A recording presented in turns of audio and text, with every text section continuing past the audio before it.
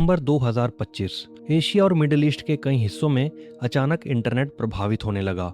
शुरुआत में लोगों को लगा शायद कोई साइबर अटैक हुआ है, लेकिन कुछ घंटे बाद जो वजह सामने आई उसने पूरी दुनिया को चौंका दिया। समंदर की गहराइयों में दुनिया की कुछ सबसे ज़रूरी अंडर सी इंटरनेट केबल्स टूट चुकी थी। ऐसी केबल्स जिनके बारे में ज़्यादातर लोग कभी सोचते भी नहीं। लेकिन सवाल ये है, क्या दुनिया का ज़्यादातर इंटरनेट ट्रैफिक सच में इन केबल्स से होकर गुजरता है? जी हाँ, दुनिया के लगभग 99% इंटरनेशनल इंटरनेट ट्रैफिक जैसे कि आपके messages, video calls, online payments, लगभग सब कुछ इन्हीं समंदर के नीचे बिछी केबल्स से होकर गुजरता है। और सबसे हैरान करने वाली बात, इनमें से कई केबल्स बाहर से देखने पर सिर्फ एक बगीचे के पाइप जितनी मोटी होती हैं। तो सवाल ये है कि इतनी अहम चीज़ टूटती कैसे है? क्या ये सिर्फ एक हादसा होता है या फिर कोई इन्हें जानबूझकर निशाना बनाता है? आगे बढ़ने से पहले वीडियो को लाइक करें और चैनल को सब्सक्राइब कर लें। आपका एक छोटा सा सपोर्ट हमारा हौसला बढ़ाता है। इस सवाल ने पूरी दुनिया का ध्यान अपनी तरफ खींचा। नवंबर 2024 में बाल्टिक सागर में एक ही रात के अंदर 2 अंडरसी इंटरनेट केबल्स टूट गई। जांच शुरू हुई।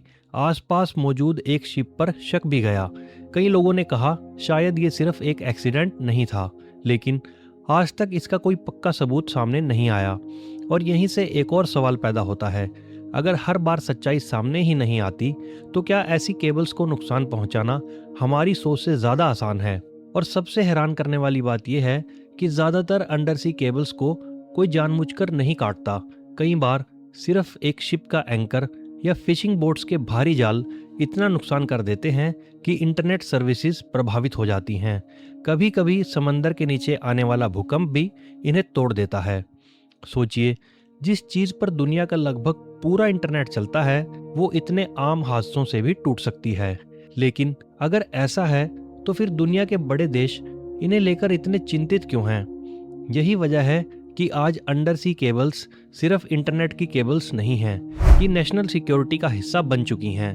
इतनी ज़रूरी केबल्स को सुरक्षित रखना बिल्कुल आसान नहीं है, क्योंकि ये समंदर के अंदर हज़ारों किलोमीटर तक फैली होती हैं। अगर कहीं एक केबल डैमेज हो जाए तो उसे उसी दिन ठीक नहीं किया जा सकता। सबसे पहले उस जगह एक स्पेशल रिपेयर शिप भेजनी पड़ती है और उसे वहां पहुंचने में ही कई दिन लग सकते हैं। इसके बाद पूरी मरम्मत में अक्सर कई हफ्ते लग जाते हैं। हैरानी की बात यह है कि हर साल दुनिया भर में लगभग 150 से 200 अंडरसी केबल्स में किसी न किसी तरह की खराबी आ जाती है, लेकिन ज़्यादातर लोगों को इसका पता भी नहीं चलता। आखिर कैसे? क्योंकि इंटरनेट किसी एक केबल पर निर्भर नहीं करता। अगर एक रास्ता बंद हो जाए तो डेटा अक्सर दूसरा रास्ता चुन लेता है। यही वजह है कि अगर एक केबल डैमेज भी हो जाए तो ज़्यादातर लोगों की रोज़मर्रा की इंटरनेट सर्विस चलती रहती है।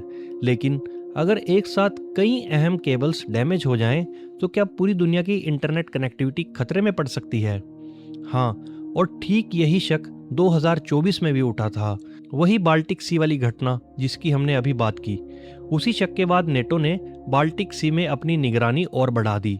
लेकिन यह तो सिर्फ एक शक की बात थी, असल में ऐसा हो चुका है।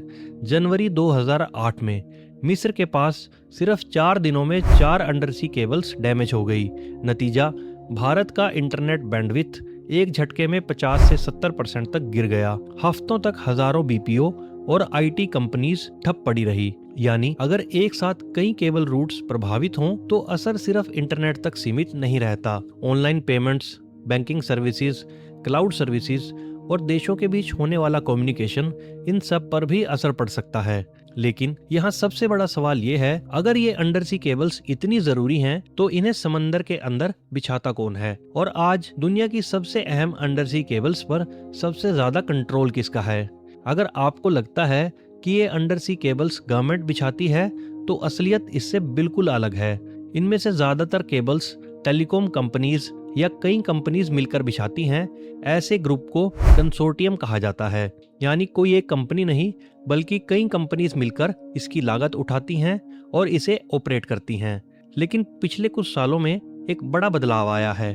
गूगल, मेटा, माइक्रोसॉफ्ट और अमेज़न जैसी बड़ी टेक कंपनीज अब अंडर सी केबल्स में भारी निवेश भी कर रही हैं और कई केबल सिस्टम्स की को ओनर भी हैं। यही वजह है कि समंदर की गहराई में बिछी ये केबल्स आज पूरी दुनिया की सबसे अहम डिजिटल इंफ्रास्ट्रक्चर में गिनी जाती हैं। तो असल में दुनिया का पूरा इंटरनेट चलाने की चाबी न पूरी तरह सरकारों के हाथ में है, न किसी एक कंट्री के। आज दुनिया की कई सबसे अहम अंडर सी केबल्स पर इन कंपनीज और कंसोर्टियम्स का बड़ा नियंत्रण है। और जैसा हमने देखा, ये केबल्स टूट भी सकती हैं, गलती से भी और जानबूझकर भी। तो अगली बार जब आपका इंटरनेट एक सेकंड के लिए भी अटके तो याद रखिए, शायद हजारों किलोमीटर दूर समंदर की गहराइयों में कुछ बदल गया है।